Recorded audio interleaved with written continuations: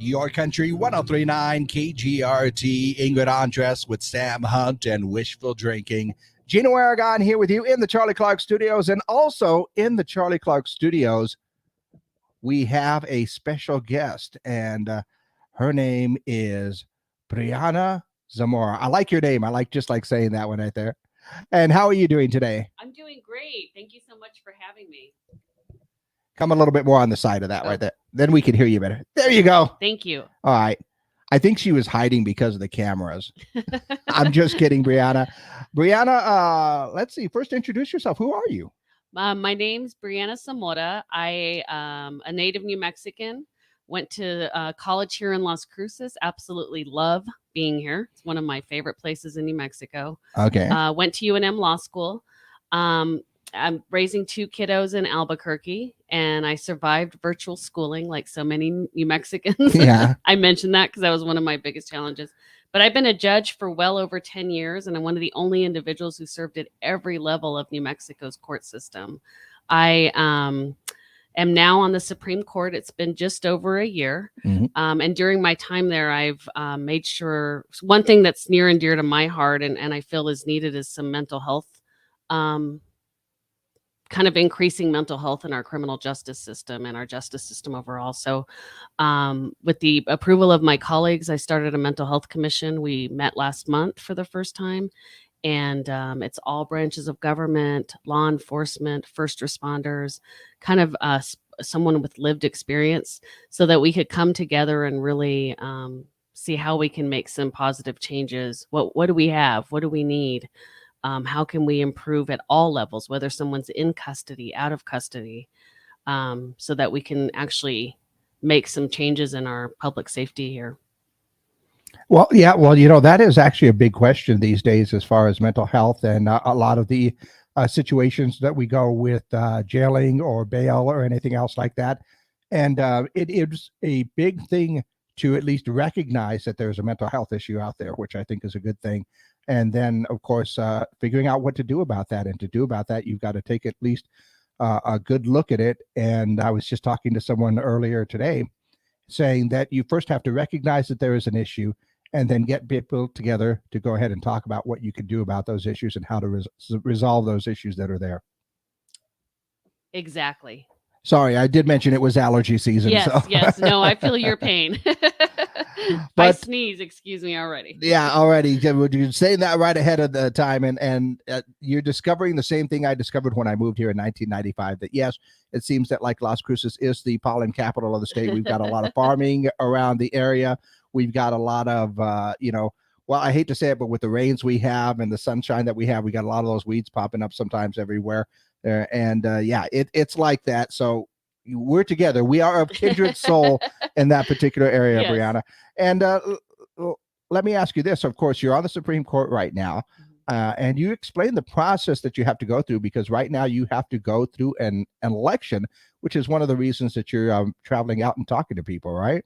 That's correct. Yes, I did go through the commission, and in New Mexico, there's a judicial nominating commission. Bipartisan commission. Yes, and it's bipartisan by law. It has to be half Republican, half Democrat. It can't be one more than the other. It has to be exactly even. They sent my name up to the governor.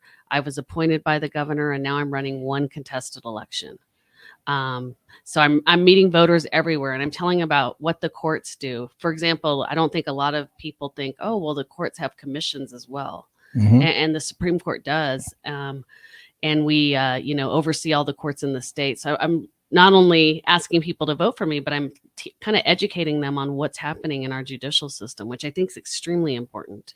Well, when you talk about the Supreme Court, normally when you get to the Supreme Court stage, you're usually talking about, big issues that kind of come up and different things that are going on in that respect. So basically, it's like you don't hear about what's going on with the New Mexico Supreme Court or state Supreme Courts until something goes wrong that they have to take a look at. Otherwise, I mean, there's a lot that you guys do throughout the state and throughout the year when you're up there. So I know that you guys do good work. Thank you. But like I said, usually when you hear about things in the news, it's something that you guys have to take a look at, or some decision that's come down in that respect. So I do respect that the work that you do and having to put up with that. And right now, you're just like you said, you have to run one contested election, and then once you get past that contested election, or when you get past that, Yes. we got to be positive, right? Yes. Then that's when we get more to the normal thing that a lot of people see when they see the yes or no votes on the ballots, right? Exactly. So you run the one contested, and then, ironically, if I win, when I win, Mhm. I will be up for retention in 2024, and then every 8 years after that. Okay. I do want to say one thing Mhm. that because you got me thinking. We for the first time this year left the courtroom in Santa Fe Mhm. and held live court right here in Las Cruces. The first time we Really? held oral argument, and it was in the district court, and we invited students from high schools here in Las Cruces Mhm. and the NMSU, and it's really just historic to have our very first out of Santa Fe hearing out of the courtroom here in Las Cruces. Maybe you should do it a little bit more. I would love that. We're actually talking about going to Gallup next year. Oh, cool. That Yes. happens to be my hometown too. Well, there so you go. there you So go. you're approved. Well, I think that will do a lot to kind of educate people on what the Supreme Court does and how they operate and everything else like that. Because let's be honest, for a lot of communities in the state of New Mexico that are rural communities and smaller towns and stuff like that, you hear about what goes on in Santa Fe, and that's about it. You hear about what goes on in Santa Fe, and then sometimes to realize that some of those decisions will affect you in those areas, that's a big deal. And so to get out and to let everybody know, that I think is a really big deal. And I think that's pretty cool. If you were to run on getting more of those ideas out there, I'll give you a thumbs up. Wait, I got to do it on camera. I'll give you a thumbs up. But no, it is very important, I think, for people to understand how our judicial system works. And since you have to go through this, taking that opportunity to educate people, I think, is a wonderful thing. So that's a good thing. Now I have the one important question that you might be uniquely qualified to answer. Okay. Okay. Because you're an Aggie. Yes. But you're Lobo. I know you're going to ask me the tough question. And tomorrow night, Aggie, Lobo, football. It's here in Las Cruces, so I'm just saying, bit of an edge maybe, but who wins the game? Oh man, you're going to ask me to predict. I thought you were going to ask me who I was rooting for. Okay, I won't ask you to predict who's going to win the game, but if you're going along those lines, who would you like to win the game? Who would you be rooting for?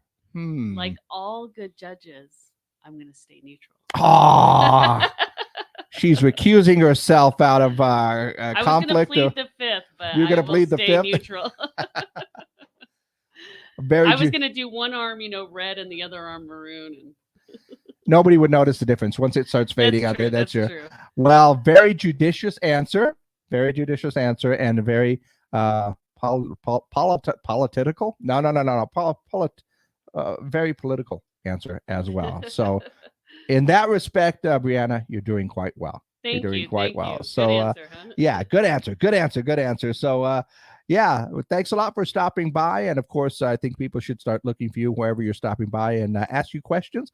Maybe get to know you a little bit better and what you're going to be able to do for the Supreme Court. Because if you want their vote, you got to let them know, right? Absolutely. I've been all over the state. I'll be at the game tomorrow. I'm actually looking forward to it. Okay. I'll be looking for you, and I'm going to see who she's rooting for. But yeah, you can watch my facial expressions, see if I show any bias. I know at the end of the game, there will be some bias, and it's probably going to be for the winner. But I'm just saying that's just the way that it works sometime. All right. Thanks for stopping by, Briana. And like I said, look for her. She'll be traveling all over, and you can ask her questions when you need to.